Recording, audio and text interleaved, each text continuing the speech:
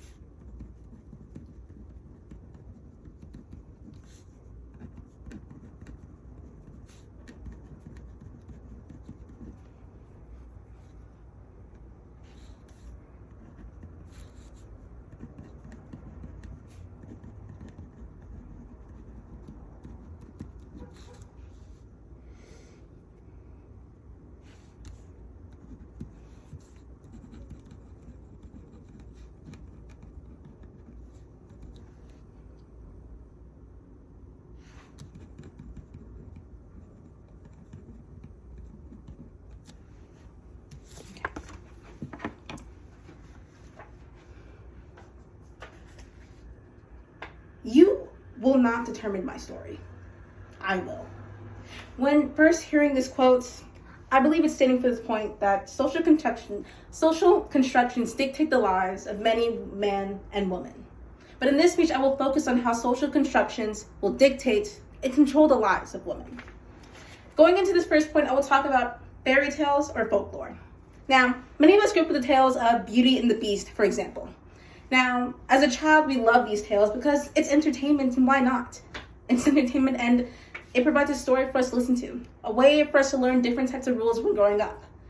But in reality, deep beneath the tale, deep in the tale's history, it's meant to teach us lessons, meant to guide us into how we should grow up.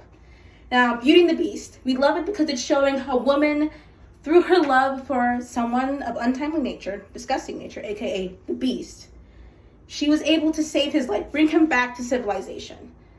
But unknowingly, the story also shows how gender constructions such as innocence, kindness, is what a woman needs in order to prevail in life. So, when looking at the quote, "You will not determine my story," I will. I'll be discussing social constructions and how it dictates our actions.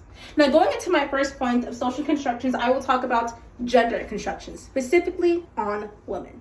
Now, Judith Lorber, who had written The Social Construction of Gender in the 1990s, tells about how gender constructions are controlled and created by society in itself. It is society that creates these constructions in order to guide us through our way of life. Now, as many of us know, we live in a patriarchal society, meaning that most of the constructions that are created for women are meant to keep us submissive, demure, the subordinate of men. And these gender constructions are not something that will dictate my story.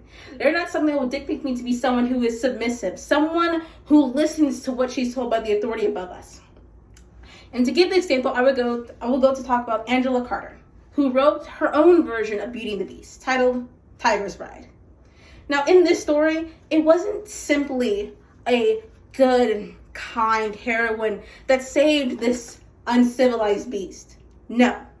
Rather, this is a woman who realizes her worth. This is a woman who decides, I have had enough. I make my own story. This woman abandons these social constructions that had basically stifled her entire life. These constructions made her believe that she had to be a lady. She had to be quiet. She had to be demure. She had to be submissive. But through living with her so-called beast, or tiger in this case, she began to realize, why am I living like this? Why should I allow the rules created by society to control me? And as such, she abandoned these constructs. She abandoned these rules. She became her own person. She began to decide her own fate. And although she was the tiger's pride in the beginning, she became a beast within her own power in the end. She decided not to let the constructions determine her story, as she did it herself. My second point will go into stereotyping and conformity. Klaus Barbie, which is an analogical piece for talking about Barbies in the 1990s, discusses how Barbie creates this stereotype of women having to be tall, having physical features such as blonde hair, blue eyes, and very skinny. And there's nothing wrong with having those traits. As a matter of fact, many of these women are beautiful. But the fact is, when you enforce these traits on other people, you're basically making them want to conform into something that they are not.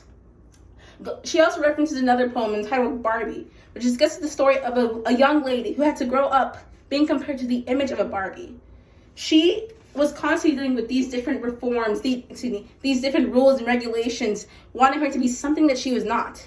The poem describes her as being beautiful, smart, intelligent, but because she did not fit into the physical characteristics that Barbie had created, she was constrained, she was stifled. She never believed she was beautiful, even until the end. As such, because she gave in to the rules and regulations, the stereotypes that surrounded her, she didn't get to dictate her own story. She constantly had to live up to the people that were surrounding her. Stereotyping and conformity is something that must be broken through in order to determine your own story. Yet sadly, it is something that surrounds us every day. It's something that is created by society, intentionally or unintentionally. It's constantly being persevered. Hence to the quote, "You will not determine my story. I will." In order to determine our own story, we must break through the stereotypes surrounding us. The stereotypes that have been created by society, both unintentionally and intentionally.